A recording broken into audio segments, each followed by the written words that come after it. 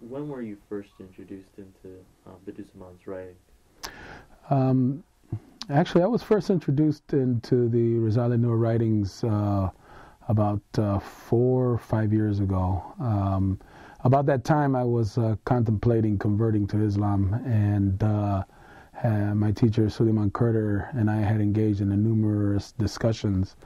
And he had mentioned Bediuzzaman a couple of times, and I had become curious about him.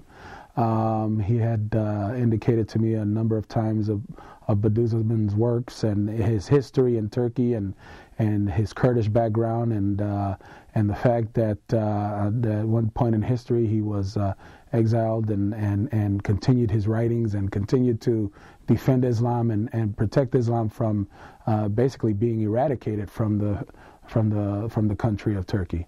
I found that very interesting, and I found that very curious, and I started to wonder how such a man was able to do this without being killed, because it was very, in those days, an intense history, in Turkish history.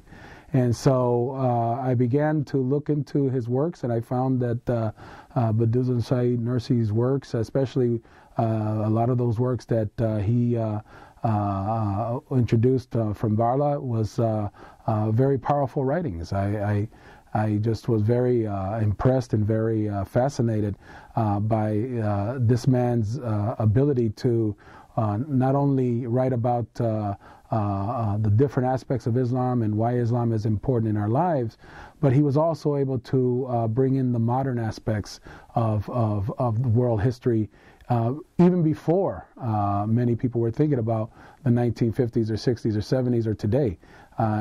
Technology and sciences and all of that was mentioned by Bediuzzaman, and I just found his work in that area to be very fascinating.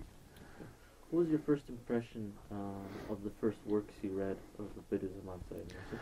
My first impression was basically that Bediuzzaman was able to bring about this whole notion of the universe, the oneness of Allah, and all of this ability to tell me, the reader, that everything that takes place is because of the will of Allah. And everything that I am engaged in, everything that I do, I may think I'm doing it of my own free will, but it really is Allah's will. Is really Allah who is giving me the opportunity to make these kinds of choices and decisions, because I know that these are things that I will have to answer to later. And so, and then as I studied more about his works, I found his work again fascinating, talking about how in the past the eastern part of Turkey needed to be developed.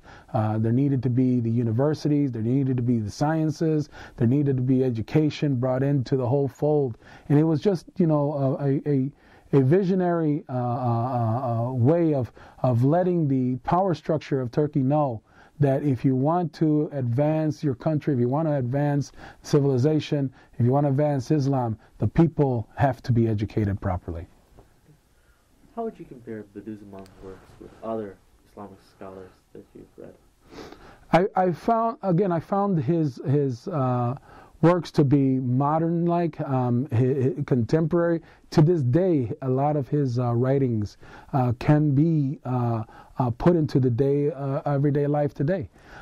He was able to bring about all kinds of notions, bring about all kinds of ideas that would fit into the realm of Islam, and that people can engage and work and do things, but do it within the confines of Islam. And I found that he was able to articulate that much more clearer than the other authors that I've read so far. I found his work to be more spiritual to me. It is, and when I went to Barla and visited where he used to stay and visited his house, and I saw his bedroom, looking at the works that were there, I got a real sense that those pages were living and still talking.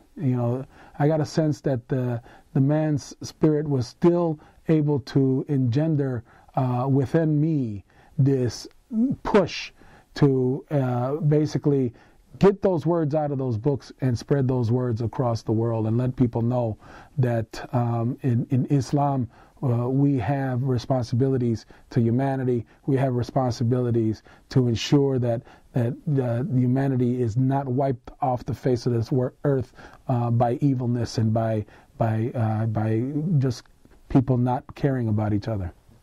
Thank you very much.